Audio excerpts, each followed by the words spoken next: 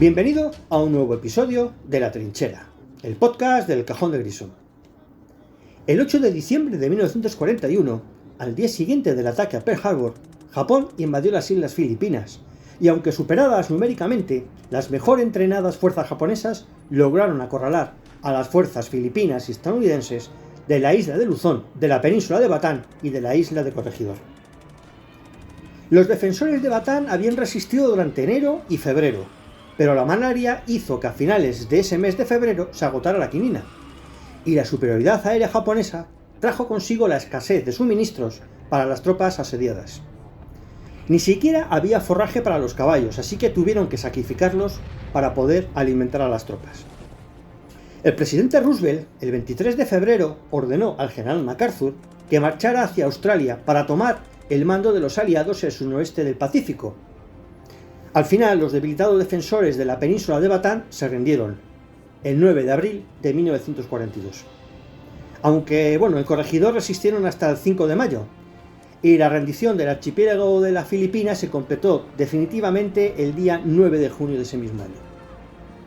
Los japoneses trasladaron a los numerosos prisioneros de guerra desde Mariveles, cerca del extremo de la península, hasta el campamento O'Donnell, a unos 145 kilómetros al norte.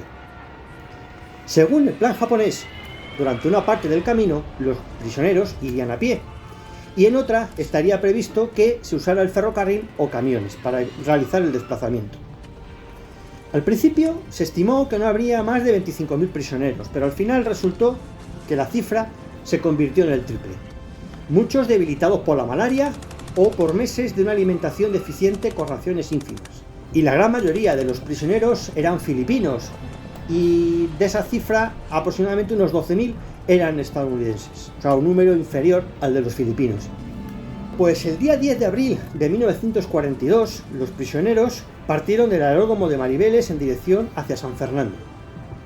Esta primera parte, de la que luego se conoció como la Marcha de la Muerte, fue muy dura para los prisioneros, quienes fueron tratados de acuerdo al concepto japonés de la época, en la que si un hombre se rinde, pierde su honor y solo merece la muerte. En general, los japoneses sentían un desprecio sobre todo soldado que se rindiera, pues dentro de su moral el vencido estaba sin honor y solo tenía un camino, el suicidio. Por este motivo, la marcha se caracterizó por constantes abusos físicos y actos de violencia, robos de sus pertenencias, golpes, bayonetazos, insultos y agresiones, negativa deliberada a dar agua, alimentos, incluso llegando al asesinato.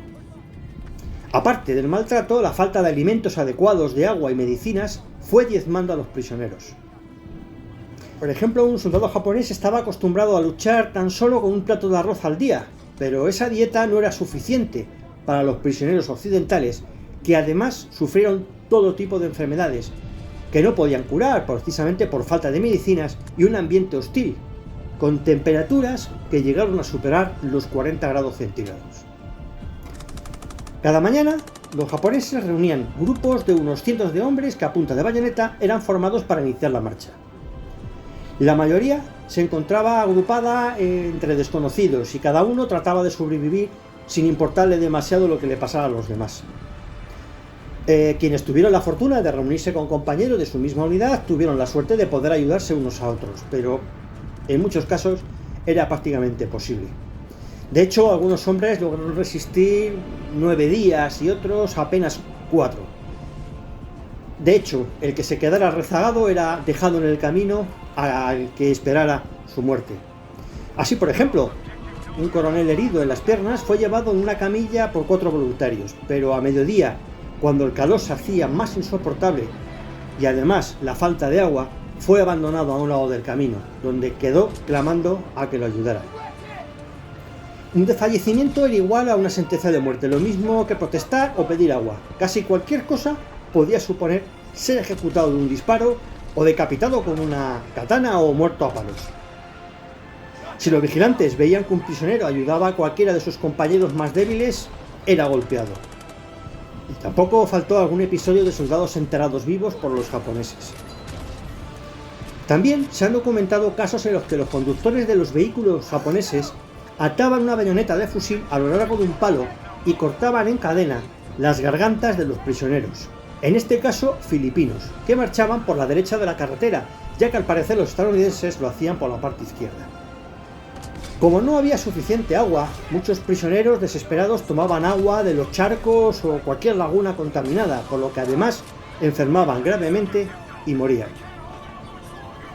Con todo esto, el número de prisioneros iba aumentando según avanzaban por la ruta, uniéndose además un importante número de refugiados civiles. Según iban avanzando hacia el norte, las condiciones cada vez eran mucho peores. En la segunda parte de la marcha, durante el trayecto en ferrocarril, algunos prisioneros fueron hacinados en grupos de 100 a 150 en vagones de ganado, todos de pie, durante un viaje de 40 kilómetros hasta Capas, y muchos murieron por las penosas condiciones del viaje, a los que había que sumar lo que ya habían padecido anteriormente.